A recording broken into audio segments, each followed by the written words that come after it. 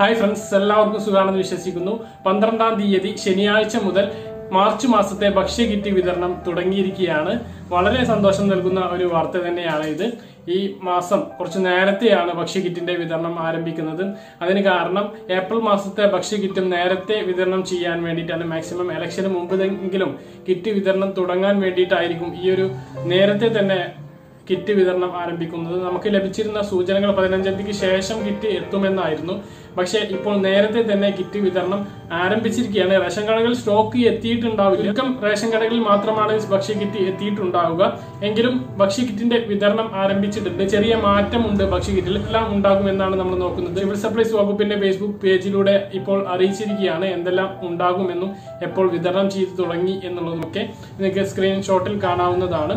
1/2 kilo ചെറുപയർ, 1/2 kilo ഉഴുന്ന്, 250 gram തുവരപ്പരിപ്പ്, 100 gram ചായപ്പൊടി, 100 ഗ്രാം മുളക് അല്ലെങ്കിൽ മുളക് പൊടി, 100 ഗ്രാം കടുക് അല്ലെങ്കിൽ ഉലുവ, ലിറ്റർ വെളിച്ചെണ്ണ, 1 കിലോ ഉപ്പ്, ഇങ്ങനെ 8 ഐറ്റം സാധനങ്ങളും തുണി സഞ്ചിയുമാണ്. ഈ പ്രാവശ്യം മാസ്ക് ഇല്ല, മറ്റേ പ്രത്യേകിച്ച് സാധനങ്ങളൊന്നും ഇല്ല. ഇനി ഭക്ഷ്യവിഹിതങ്ങൾ പാക്ക് ചെയ്യുന്ന സമയത്ത് ഏതെങ്കിലും സാധനങ്ങളുടെ ലഭ്യത കുറവുണ്ടായാൽ അതിന് പകരം മറ്റൊരു സാധനം അതിൽ കയറ്റിയിട്ട് വരാം. അതുകൊണ്ട് നിങ്ങൾക്ക് ലഭിക്കുന്ന കിറ്റ് ചിലപ്പോൾ വ്യത്യാസപ്പെട്ടിരിക്കാം. ഇപ്പോൾ വിതരണം ചെയ്തുകൊണ്ടിരിക്കുന്നത് എല്ലാ റേഷൻ കാർഡുകാർക്കും ഇപ്പോൾ വിതരണം ചെയ്തുകൊണ്ടിരിക്കുന്നത് ഫെബ്രുവരി മാസത്തെ ഭക്ഷ്യ കിറ്റാണ്. ഇപ്പോൾ അതോടൊപ്പം തന്നെ ഇതാ മാർച്ച് മാസത്തെ ഭക്ഷ്യ കിറ്റും ഈ പോസ്റ്റ് മെഷീനിൽ അവൈലബിൾ ആയിട്ടുണ്ട്.